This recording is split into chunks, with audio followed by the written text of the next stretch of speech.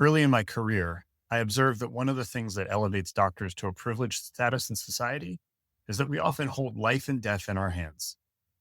That kind of responsibility can lead to an obsessiveness over detail, hierarchy, and process that becomes like a religion of its own. The ancient Israelite high priest, the Kohen Gadol, held the fate of the entire people, including his own, in his hands when he entered the Holy of Holies every year on Yom Kippur. One wrong ingredient in the incense, one wrong word in the liturgy, one impure thought in his head, and he would die on the spot, to be dragged out by his colleagues using a rope tied around his leg. Modern medicine, for all its precise recipes, algorithms, and pharmacogenetics, is still unpredictable and filled with uncertainty. It needs space not just for the ritual forms of religion, but for the big questions, the fraught moments, and the genuine I see you encounters as well. Welcome to Healing People, Not Patients, my podcast about bringing the soul and spirit back into the practice of medicine. Nice Jewish doctor using a heavy dose of Jewish teaching and an equal measure of 21st century wisdom to find the meaning we were all seeking when we went into this profession. This is my premiere episode, and I can think of no better way to kick it off than talking to my friend, Dr. Elisha Waldman. He's a pediatric palliative care specialist and the author of the book, This Narrow Space. Join us after the break. No room for the soul that's in my head. No room for the soul that's in my heart.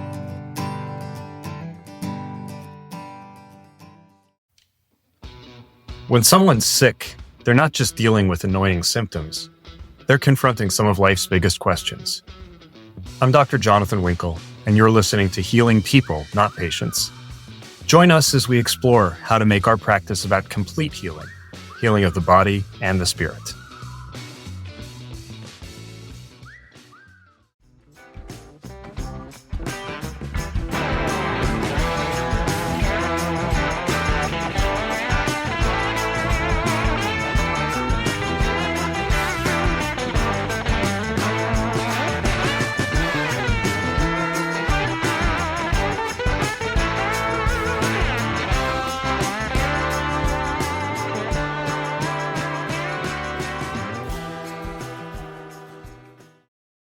Welcome back to Healing People, Not Patients. This is the part of the show where we do the 4 questions from the Passover Seder. We learn about asking, why is this night different from all other nights? And so I bring on a guest to ask them, how can we make the practice of medicine different and hopefully better than it currently is for us? And how can we get our souls back into the mix?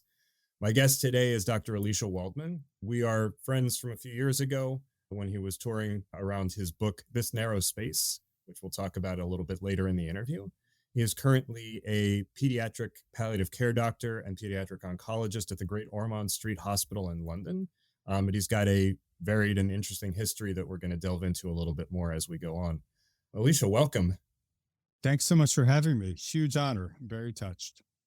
I'm pleased to have you with us as we launch into this journey into getting the soul back into medicine.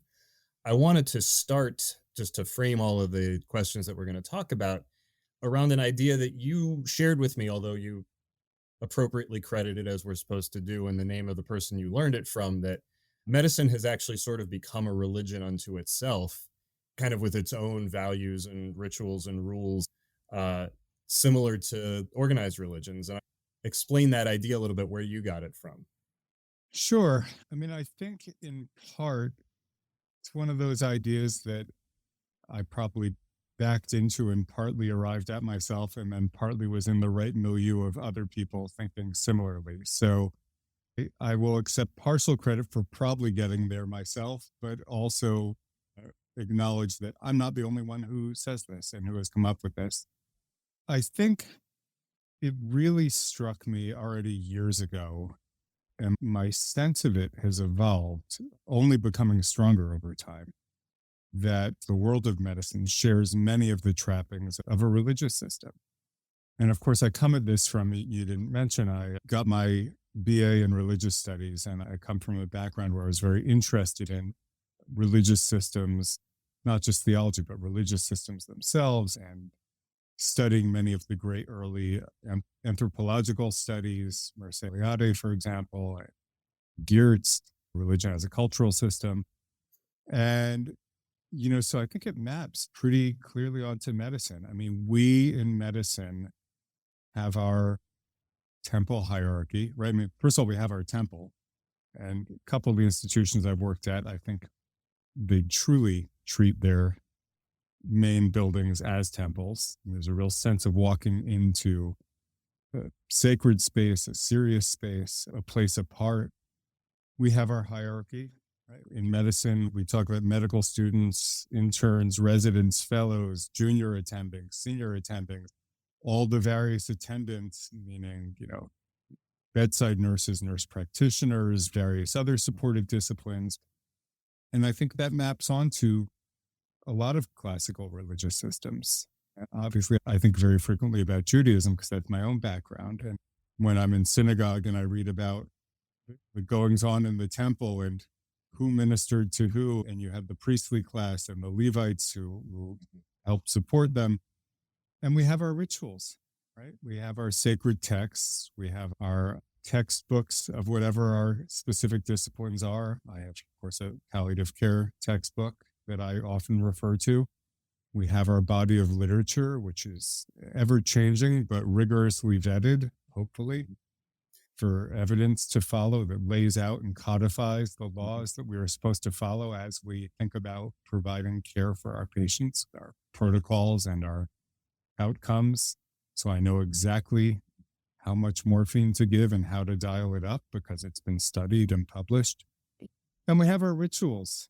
And the rituals, I really noticed day to day. I mean, they're things as simple as, and very relatable to religion. When I enter a new ward in the hospital on my daily rounds, the first thing I do is wash and clean my hands, and, which is exactly what many religions do when you enter the sacred space to pray. There's a washing ritual involved. And I often take advantage, much as one does in a religious system. In the hospital, I take advantage of the washing minute or two to clear my head, to focus on the space I'm about to walk into, remind myself what the patient has, what might come up, what I might encounter in the space, and how it might affect me. And we enter the room. And then I think each of us in our different disciplines may have specific rituals in how we perform during our patient interactions. So I know in palliative care, I certainly have that, right? How we sit, how we arrange the room, how I begin. I have my incantation. I can hear my voice sort of moving into it even as I describe it. Right? It's a different voice when I know I'm about to engage a patient, whether it be a child or a teenager or the family.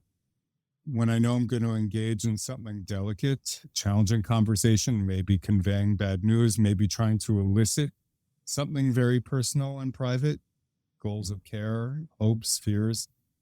And so there is a certain tone, and incantation is a nice word, right? You sort of get into it. And that's ritual to me. So you had talked about how we're viewing the profession in terms of the hierarchy and all of these outward trappings. You and I, coming from Jewish backgrounds, a lot of the learning we do suggests that these rituals and the rules have some kind of underpinning of a value behind them, that we're supposed to remember a particular moment in history, or we're supposed to do the thing and embody a certain attitude towards other human beings or towards God. What are the values that you feel like that outward structure of medicine is conveying? And I get the sense also that they differ from country to country. You've practiced in the US, you've practiced in Israel, you're practicing in the UK now. We're both aware of Jewish practice from Morocco being very different than Jewish practice in Poland or Jewish practice in Iraq or Northern Europe, or certainly in the US. And you look at all the different varieties of Christianity and the outward and inward trappings of Russian Orthodoxy versus Ethiopian Christianity versus classic Spanish or Italian Catholicism. What are the values that are coming out despite how it might look different in the different places you practiced? Sure. So there's a couple of questions packed in there. So I think we can pick them apart. And if I miss one of the threads, you'll bring me back around to it. For sure. I mean, I should start by saying that I think when you and I have chatted about this in the past, it's often been in the context probably of my bemoaning what medicine as a religious system perhaps takes away from us, what harms that might do. But I think it's extremely important, as you point out, to acknowledge the enormous value in that structure. It's not without value by a long shot. I mean, first of all, just start with it's serious business, right? We're talking about often life and death. And frankly, the severity is in the eye of the beholder. I have a 7-year-old who had a persistent ear infection last week, which, in the grand scheme of things may not be a major deal for my son. And I think for me and my wife, looking at him and his suffering, it's a major deal. This is serious stuff. And so I think having a structure, a hierarchy, a ritual to walk into, even that's important. For us to go to the doctor's office and sign in, and you're in the antechamber. Even there, I wash my hands coming into the antechamber, use some of those nice suds. For my son, the ritual is he knows he gets to use their free automatic hot chocolate machine. And then you're invited back into the inner chamber. So there's a certain security, I think, that can be derived from that for both practitioner and petitioner, as it were. I think there's a certain security in entering into a known set of rituals, a known set of steps. I think it's important because the religion of medicine helps dictate how we behave, we meaning providers. It gives us an ethical framework for what's proper and what's not. There are boundaries that I shouldn't cross when I see a patient. It's distinctly not about me in the room. So I shouldn't start bemoaning, I don't know, what the bills I have to pay or whatever I have going on that night is not something I need to bring into the room and lay on my patients, which may seem obvious, but I think that is part of our medical training. It's how we think about those boundaries and guardrails because they're often challenged. And I think the most obvious place where it makes sense is the actual practice of medicine. As I mentioned a few minutes ago, how do I know what dose to give? How do I know how to escalate care? Whether that's antibiotics for an ear infection or pain medication for progressive cancer, or how a surgeon goes about in the operating room, slowly moving through the process of making a skin incision and revealing more and more layers. That's all part of what I would term the religion of medicine, body of knowledge, the publications. And that's critical. That's why I don't have patients walking in and we can just write them prescriptions for snake oil or anything we want. I mean, and there are people who operate outside that religious system, as it were, right? I have patients who often use off the beaten track, sort of naturopathic stuff. And sometimes we have to discuss whether or not that's a good idea. One of the things that occurred to me as you were talking is that there's also a ritualized thought process, right? The whole idea of coming up with a differential diagnosis and winnowing down to what seems to be the most likely explanation for what's going on and how we not only choose a dose, but then titrate treatment, think about side effects and things like that. I remember in the Jewish prayer service, for those who aren't familiar with the weekday mornings, there's a listing of all of these, what are called the hermeneutic principles, like these rules of how you reason from a source or multiple sources to a conclusion about what's the law. And I think we have that same thing in medicine where it says, here's how you order your differential. There are even sort of mnemonics, which is something else that's really common in Jewish texts, a word or a phrase that's supposed to remind you of what the initials are. So, you can come up with a differential by remembering vindicate. That was the one I learned. I'm sure you have a different one, but because it's probably dependent on where you went to med school. And I think even governing sort of the way our brains are structured after a while, there's rules. I think that's an enormously important point that's been observed before. And I think having an organized thought process is really, really important in medicine, especially now as information is exploding, right? The way we organize our thoughts, a patient comes to me and says, I have pain. There's an organized system of questions that we go through to help narrow down location, type, cause. At the same time, I think even for that, it's a double-edged sword. Jerry Groupman, who's a wonderful physician and writer, I think the book is How Doctors Think. Yeah. Right. And he's written about how that can also be a trap sometimes, because we have our formula for how to think about it.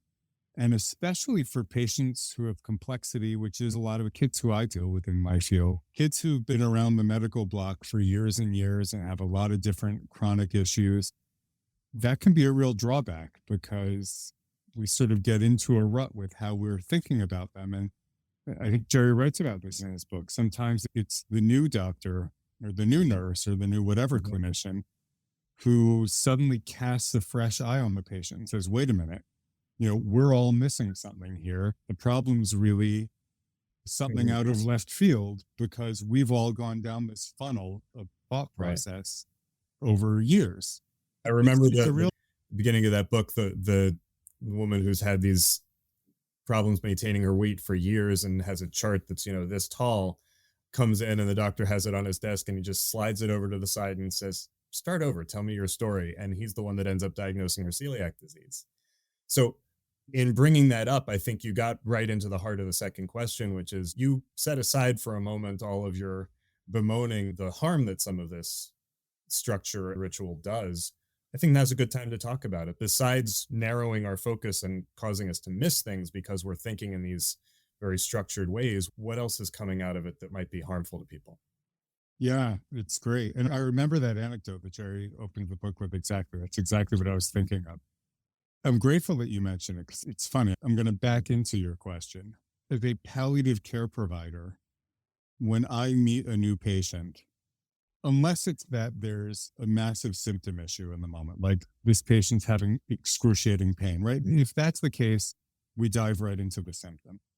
No small talk. You get right to it. But the truth is, a majority of situations that I'm invited into have less to do with immediate symptoms and more to do with big picture grappling with issues, goals of care, where are we heading? We're worried about this patient and the sort of big picture. Again, this is not just me. This is how I was trained in palliative care. So I think most palliative care providers do what I'm about to describe. When I meet with a family with or without their child, depending on the situation, my opening for the consultation is almost always, we've read the medical chart, we've spoken with the team, we've got the medical picture here. What would really help me now is if we set all that aside, and what I'd really like to hear about is, tell me who your child is. What's a good day? What's a bad day? What do they enjoy doing when they're not here? And it's amazing the variety of responses you get, but it's really a different version of what you just described from the opening of that book, right? It's pushing that large stack of files aside and saying, there's something else that's really important here that we haven't gotten to. And that's where I think we sometimes run into trouble with medicine as a religion, because often the place that I find myself working in with patients is a space where we are talking about hopes, fears, and values. I mean, that's really the core of palliative care. It's not what do you want? What do you want is a terrible question. It's starting with who are you? Who are you as a patient? Who are you as a family? What's important to you? And these are hard, very nuanced questions. The Palliative Care Fellowship in the United States is a year-long intensive, and it's really focused not on how to dose pain medicines. It's focused on how to flesh out these questions. And I think the challenge with medicine as a religious system is I don't think it allows space for that. I think the system actually resists opening up to that. It's not just that it doesn't create space for it. It's that when I come out of a room and I report back to a primary team, because part of my job is, of course, bringing it back to a team, right? I mean, if it's not just what happens in the room. Right. And if I say, look, it's incredibly complex. They are still hopeful. They'd still want to pursue any form of therapy that you might have available. They're also hoping for a miracle. The miracle talk, I find most healthcare providers have an acute allergic reaction to the second that word comes up. And both here in the UK and in the States, I've had many situations where, a parent talks about miracles and that triggers the palliative care consult, because consult then comes in with the request of families in denial, help us. And the answer almost invariably is they're not in denial. They completely get it. Like, they're talking about miracles specifically because they get how bad things are. Right. But because they understand that's the pathway that's left. If they thought you had a drug in back that was going to cure their kid, they'd say miracle later, drug now. Yeah. And if you're going into a situation where like, this is really bad, but we have a course of treatment that's first line that has an 85-90% success rate, which a lot of diseases in your previous specialty of pediatric oncology do. You don't need a miracle. You just need to do the thing. Right. I think the thing that clinicians struggle with and that I try to help them with is to not have that acute allergic reaction, because I think medicine as a religious system does not allow space for families to say, but I'm hoping for a miracle. And somehow that poses a threat, right? Because we have our evidence-based system. We've got our papers. We want a test for everything. We want a scale for everything. I was in this course that I was teaching the other day, which I think we may come to, and we were discussing how there's not a great scale for suffering. It's such a complex idea that we don't have, I can't send it to a lab and get a number. And that makes it really hard for clinicians to accept it as a vital part of what's happening, because it's frustrating for clinicians. I can't give this a score of a 5 and there's no specific intervention that I know how to do in order to see the number get down to a 2. And so it's frustrating me and it's threatening to me. And I think that's a problem, because I think that, this sort of reflects my own journey from pediatric oncologist into palliative care. And so don't take this as a reflection of pediatric oncology. I don't want this to sound like it's casting aspersions at my colleagues, but so much of my work now, as I said, is around hope, fear, and values, and suffering. Suffering is a great term too, right? And I mean, in all aspects of it, right? How to mitigate suffering, how to not get to suffering, how to alleviate suffering, how to heal in the face of suffering. And healing is very different from curing, right? And I think that if you don't have space for those things in the work we're doing, really what we turn medicine into is, pardon me for the crudeness, but it's a meat processing plant.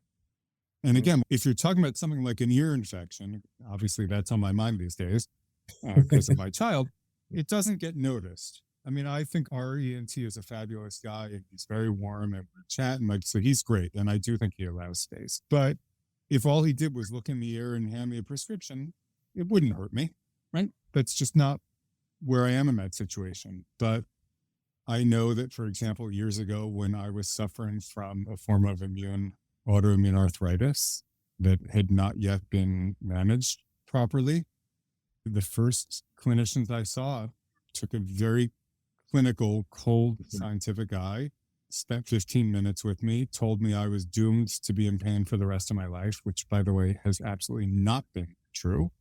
And they shuffled me on. And I spent a year despondent about it before I said, nah, there's got to be someone else out there who's got a kinder eye on this thing. And so, yeah, I think that's the danger of not allowing these things in. We turn it into a meat processing plant. I'm going to try and cure you. Here's all of the things that I know how to apply from science and evidence base. And now I think I'm not going to be able to cure you. Move it along. And by the way, there's a growing evidence base around these issues of hope, fear, and suffering. It's not like we're making this stuff up. Even the rules around researching that are different than the rules around researching the dose of morphine, for example. I will tell you that I was in an institution once, one of the many I worked at, where I wanted to do a very, very rudimentary survey about spiritual needs of children, which is a major interest of mine. And you couldn't have thought of a more harmless and simple 3-question survey. It was literally something, it was teenagers with cancer, and it was literally something like, do you feel like you have spiritual needs that you would want to discuss? If so, who would you want to discuss it with?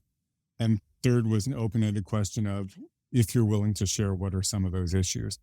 I could not get it through the IRB, the ethics review. I could not get it through. Now, this was some years ago, and I hope things have evolved, but I was fuddled by that. And this is to your point, how is it that people are doing research studies that involve exploring issues of sexuality and gender with children and adolescents, physical interventions involving sexuality and gender? But I want to ask 3 simple questions about spirituality, and the walls go up, because something about that is threatening in a way that boggles the mind, because I would find the other stuff to be more threatening, if anything. You're right. But your point being that what you're asking about is as essential to someone's identity as their gender identity or as their sexuality. Absolutely. And ignoring it, leaving it out, is every bit as harmful. Yeah. So what you've been talking about now in terms of hope and suffering and things like that, and that having been sort of shunted aside in the pursuit of cure, leads into the third question. I mentioned your book that I had read when it came out back in 2019. I was actually given it as a gift by a bioethics PhD student that I had mentored. So shout out to my friend Yolit Lipinski, who is responsible for the fact that we now know each other, and in a roundabout sort of way. Your title, This Narrow Space, got me thinking and eventually got me on the track to writing my own book, which explores the connection between the story of the Exodus from Egypt, of leaving enslavement in Egypt, because the word Mitzrayim in Hebrew means a narrow strait, like a dire strait, like the Suez Canal where the ship got stuck a few years ago right before Passover. And I had this concept after reading what you had written that chronic illness especially, but illness and suffering in general, are like one's own personal Mitzrayim, one's own personal dire straits. So I want to hear from the source, what is that narrow space that you were referring to when you chose your title? And in particular, with the question that we had kicked around a few minutes ago, is the goal there to find a way out of the narrow space, or is the goal to figure out how to be in the space? Yeah, great questions. I took the title from a line in a Yehuda Amichai poem, and it was very intentional. And I think, like most poetry, it lends itself to different meanings in different situations. And I believe I meant it that way. And of course, it's continued to percolate with me in the intervening years. It's a phrase that I find myself using inadvertently, even with great frequency in the hospital setting. I think I mean many things by it, although one has become more prominent. I think this narrow space sometimes reflects how I think my patients may feel, to your point. What does it feel like to see your treatment options narrowing, to feel that your options are slowly slipping away and you're being shunted onto a narrower path towards something you might not want to head towards? I think I, of course, wrote the book in the context of the Middle East, so you can apply some political meanings to it in terms of peace. I think I meant it in part about how I feel sometimes as a provider in the room. But really, the meaning that has come to the forefront for me, and which answers the last part of your question, is I sit in rooms with children and families, and I have these long conversations about, again, hope, fear, values, what's important to you, what does this all feel like, what does this mean for you as a family, what does this mean for you as a person? And very often, when I'm in there, the conversation will start with a tidbit. Either it'll be a word in passing, or sometimes it's even nonverbal. It's a gesture passed between mother and father when I ask a question. But often it's something verbal that I'm just thinking back to a conversation last week where someone said, you know, another clinician asked how they're doing, and his answer was, I'm doing okay, I guess, considering everything. And the clinician heard the I'm doing okay and then moved on. And I said, well, wait a minute. What is that considering everything? That sounds like the important part of the sentence to me because there's an asterisk there. And that's often the stuff, certainly in palliative care, that we're trained to hear and to fixate on. Or again, even nonverbal stuff. I will stop a conversation and I'll say, forgive me if I'm overreading here, but I couldn't help but see the glance when I asked that last question, and it seems like it struck a nerve. Can we go back to that? The things that we often glance over, those looks, those sighs, that little phrase, considering everything, that are so easy for us to just gloss right over and move to what's safe for us. Move back to, well, let's talk about the next drug treatment, or let's talk about something concrete like your back pain. Those things I have found in the last decade plus of my career, which is focused on palliative care, the sort of latter part of my career, those things I think are often the most critical aspect of what's happening in the room and what's happening with the patient. Those are the things that often provide the key for how we as a medical team should be thinking about treatments, right? So if you're thinking about a phase 1 cancer treatment, I think the wrong way to go about it is, here's the risks and benefits. Which do you want? Option A or option B? I think, this is just one person's opinion, although I'm not alone in this, I think the right way to go about that conversation is to have this goals of care conversation, is to talk about values, is to listen for those little tidbits and expand them, right? Provide the container for them to open up and fill up. Because often once you get to hopes and values, that will reveal to the medical team which option A or B makes the most sense for this family. Oh, you would like to pursue things that might offer a reasonable hope of cure, but you don't want to ever be in the hospital again, and you want to have as much time outside and in as good shape as possible. Well, that says a lot about how we should think about this treatment. Yeah. And so that's to get to your last part of your question about, this narrow space. Are we trying to get out of the space, or are we trying to create a bigger space?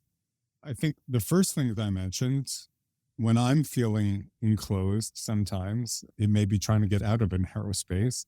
Yeah. But really, when I'm in a room with a family, really my goal in a palliative care conversation is to latch on to that little phrase or that little sigh and expand it. Really expand it in the space of the room in almost a mystical sort of way, to create a container for this family to feel comfortable expressing what it does mean. What do you mean when you say considering everything? And when they start saying, well, considering that what I heard this week was the odds are not good, considering that I'm worried now about X, Y, and Z.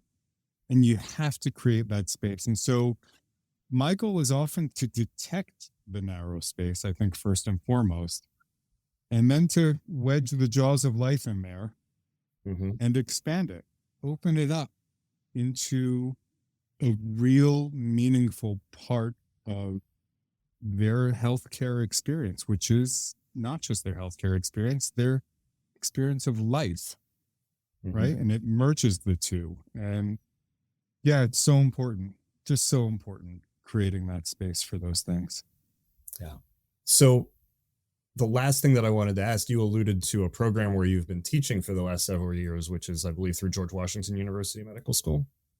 Yes, it's through the George Washington Institute of Spirituality and Healthcare. It's a course called ISPEC. I always have to look at what those all stand for. The Interprofessional Spiritual Care Education Curriculum.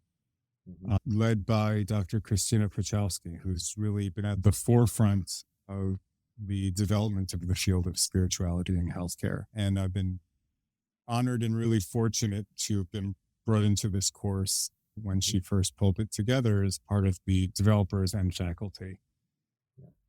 So I'm interested in learning both in addressing how to be in narrow spaces like what you were talking about and how to expand it, but also just in general for those of us who feel like we have fallen into all of the traps that you described when we were talking at the beginning of the interview. What does this program do? What are the goals, the methods, the effects that you've seen as people have finished it to help us sort of find our way back into practicing in a wholehearted way, to getting our souls back into the work that we're doing, and to, addressing these spaces that feel like our cold clinical approach isn't working? Sure. So I think I have to bridge a gap here first, because I may have used the word spirituality at some points up to now, but I've been talking a lot about fears, hopes, and values. And so it's important to mention the fact that those are intrinsically part of one's spiritual world, right? Because the course that I'm going to talk about now is about spirituality quite explicitly. In the course, we use the term very intentionally, quite broadly. And there is a consensus statement, which was crafted very rigorously a number of years ago around the definition of spirituality. And that's what we use as a basis for the course, although we also talk about what might be missing from that definition. But a lot of what I've been talking about till now, I would put under the broader label of spirituality, again, distinct from religion. So even a family or a patient who aren't talking explicitly about spirituality, the example I'm thinking of is, say, someone who was talking about how his progressive illness had taken away his ability to play golf and to be out there with his group of buddies. He didn't use the word spirituality, but I would say that's a deep part of his spirituality, right? A deep part of his worldview and his identity of who he is and how he relates to others. I would say that golf has become a religion unto itself as well for the people that I know that play golf. That's true. That may be a separate interview process as well, how golf has become a religion. So the course is designed as a 2-day intensive where typically people come, but not always, but typically people come as a dyad from any healthcare setting. It doesn't have to be a hospital. It's usually a chaplain plus something else. And the something else may be a physician or a nurse, but it may also be a social worker. It could be a music therapist. We actually had an administration person at least once, which was great, someone from hospital leadership. And the course is a very intensive series of flips between frontal lectures about spirituality and healthcare, and then intensive small group exercise sessions. And everybody comes with a proposed project for the year, how they're going to bring some of this back to their healthcare setting. More often than not, they're overly ambitious, and people often have to wean them down to, well, I'm going to give a lecture at my institution, which is great. This is all about trickle down. But the course is a combination of what's the evidence behind all of this talk of spirituality and healthcare. So it shouldn't be this sort of dichotomy of medicine with a capital M has a huge evidence base. And then what I've been talking about here for the last 30, 40 minutes, human values and humanity in medicine doesn't count as medicine in the capital M because we don't have evidence. That's not true. There is evidence around it, right? So a big chunk of the course is the evidence, and a big chunk of the course is experiential. It's teaching exactly this. How do we talk about it? How do you engage a patient in a conversation that's meaningful, right? So often, like when I was trained long ago, before my training in palliative care, my pediatrics training and my oncology training, when I was taught how to do a spiritual assessment, I think it was really, do you have a religion? And that's not a spiritual assessment. That's a demographic question.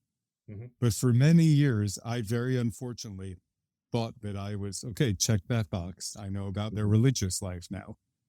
And it often leads to sort of very concrete questions like, do you have any religious beliefs that will affect our ability to deliver healthcare? And they're looking for, like, are you a Jehovah's Witness and we can't give you blood? Or are you Jewish or Muslim and there are certain foods we can't feed you and we have to get you a special diet? These very rule oriented, okay, we have to do it this way or that way, and also putting everybody in the same bucket rather than being able to look at an individual spirituality.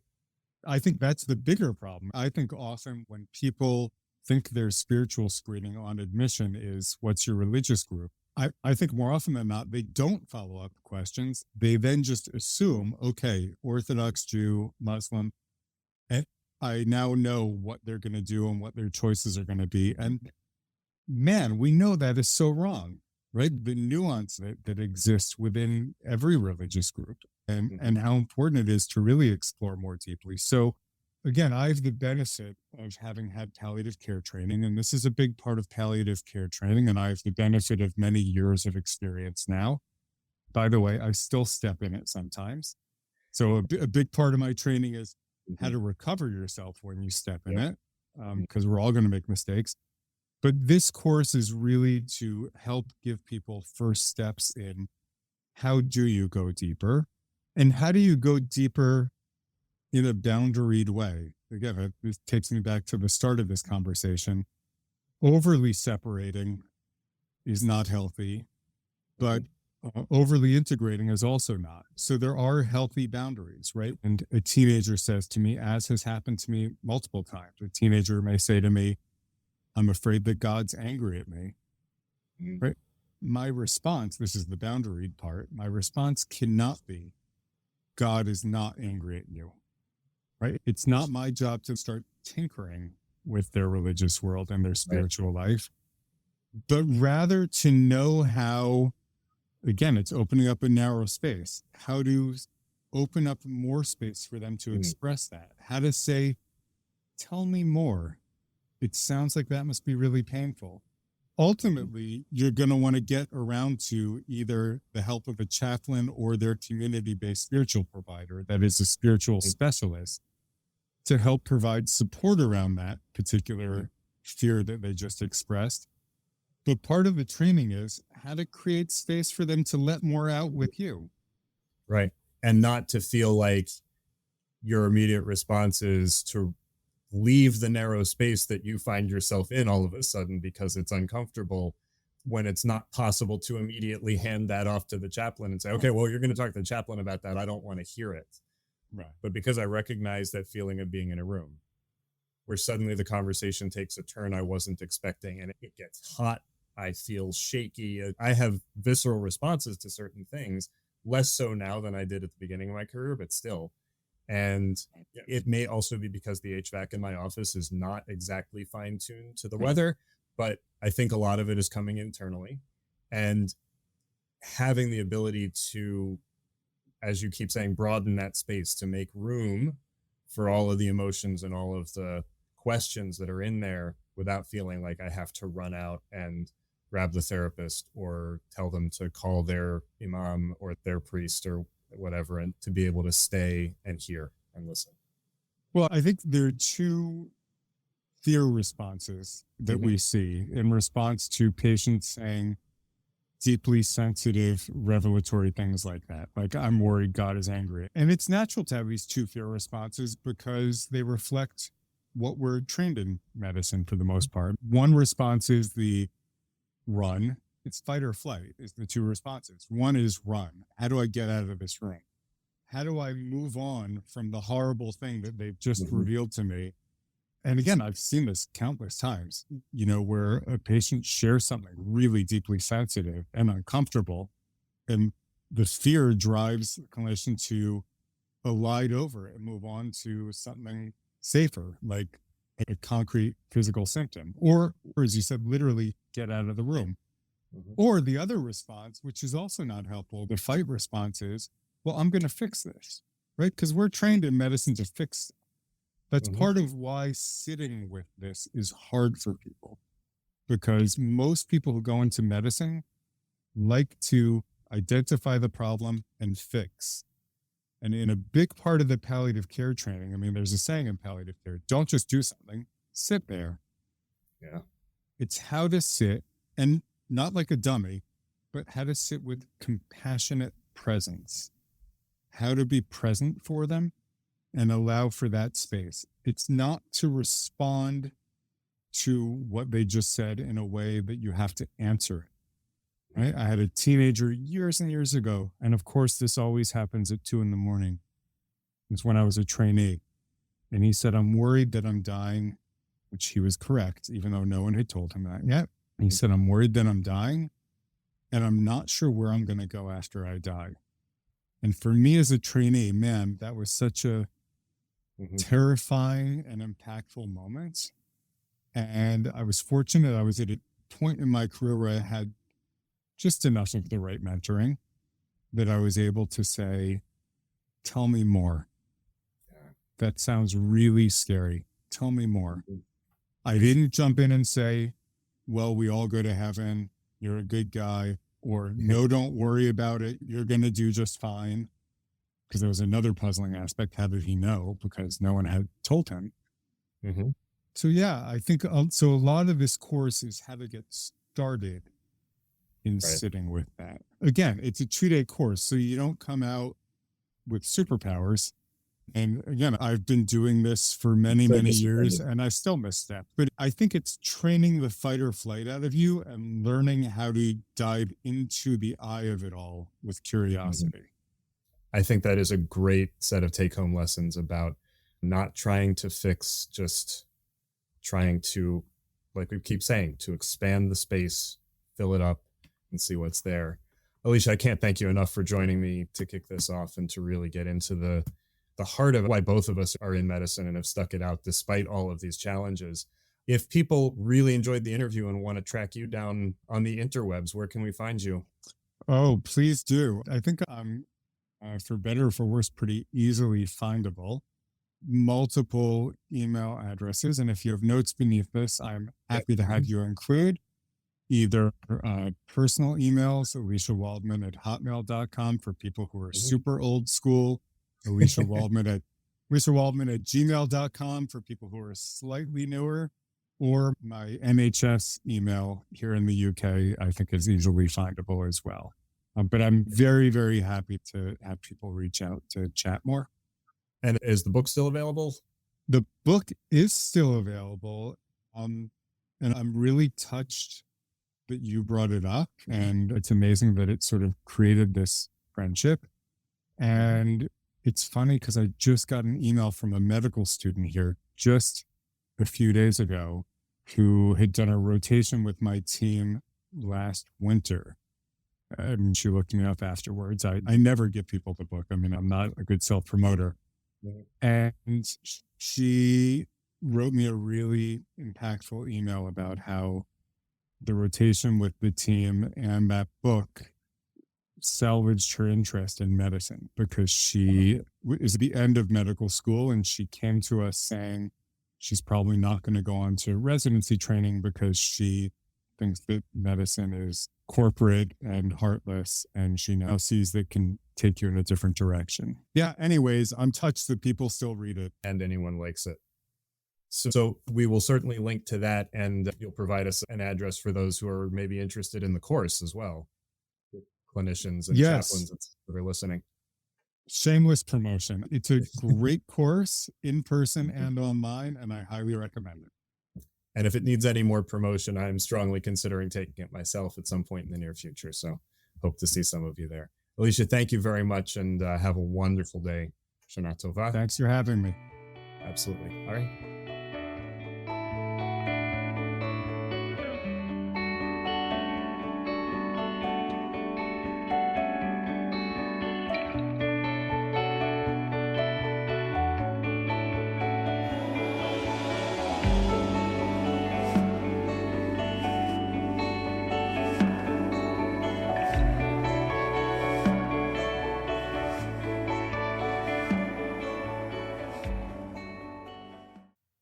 The only time the word doctor is mentioned in the book of Genesis It's describing the Egyptian doctors who only treat dead patients, the embalmers.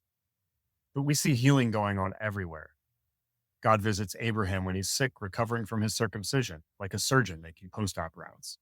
God reassures Rebecca when she feels her twins tussling inside her womb, like an obstetrician educating a first-time mother about what's going on in her body. God even makes a guest appearance on Orange is the New Coat of Many Colors, visiting the imprisoned Joseph to interpret his dreams, like a prison psychiatrist who helps find the human in a person that the rest of society can only view as a menace. God tells the Israelites on the shore of the Sea of Reeds, I am God your healer. Keep quiet and let me work. But once they're across to the other side, God tells them, you shall surely heal. You, not me. It's our job now. Our job to be healers of broken hearts and the binder of their wounds.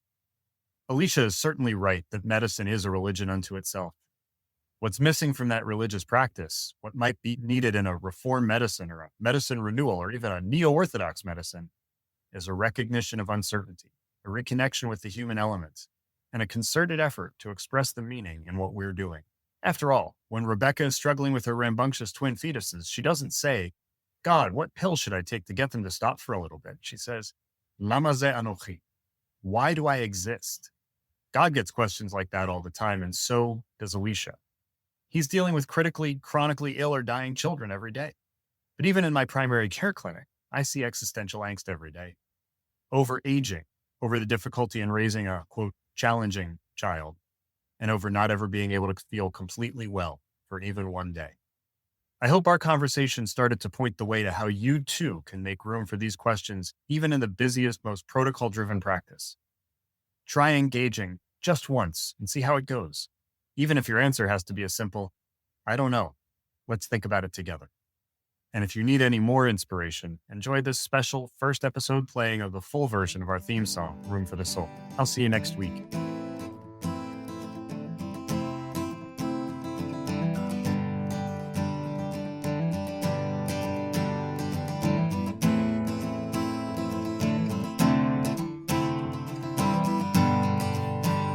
No room for the soul that's in my head.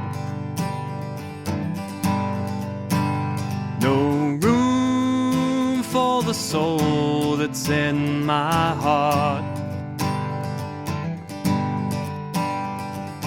Moving to the rhythm that nature chooses, humming along with nothing to lose.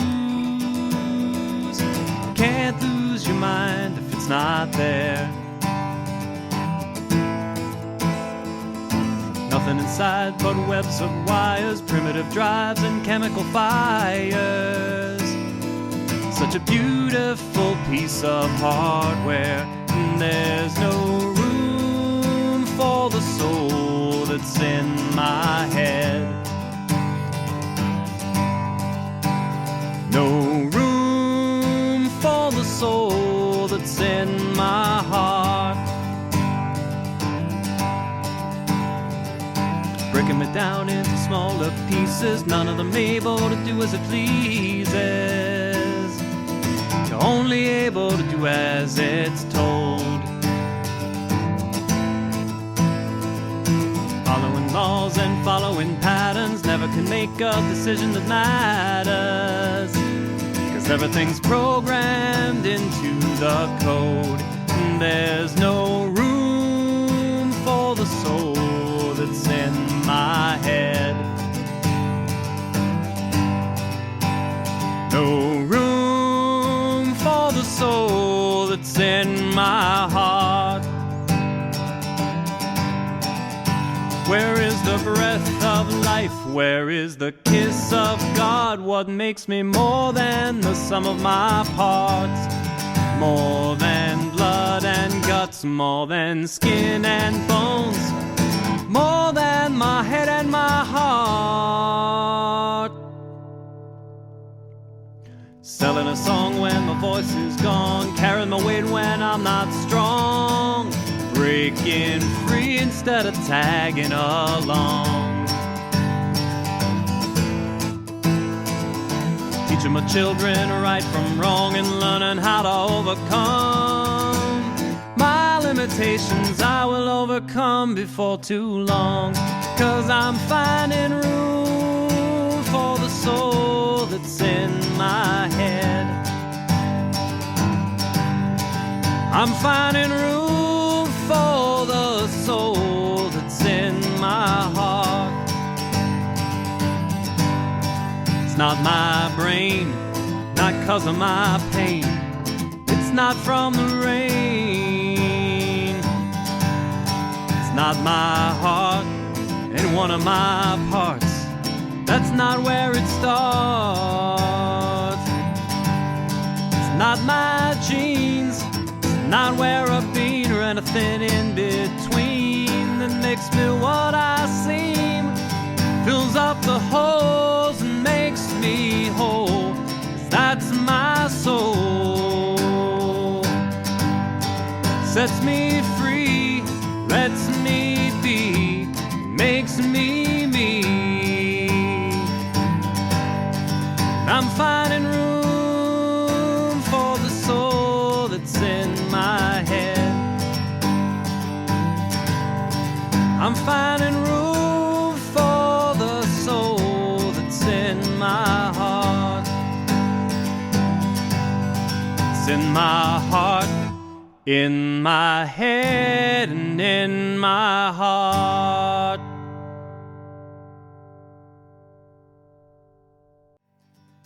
Thanks for spending time with me today. If this conversation sparked something in you, subscribe so you don't miss the next one. And share it with a colleague who could use a reminder of why we do this work. For more thoughts, explore my blog at www.healerswholisten.com/blog or follow me on Instagram at healerswholisten. For deeper dives, check out the book version of Healing People, Not Patients, or my second book, From Illness to Exodus. Links to both are in the show notes.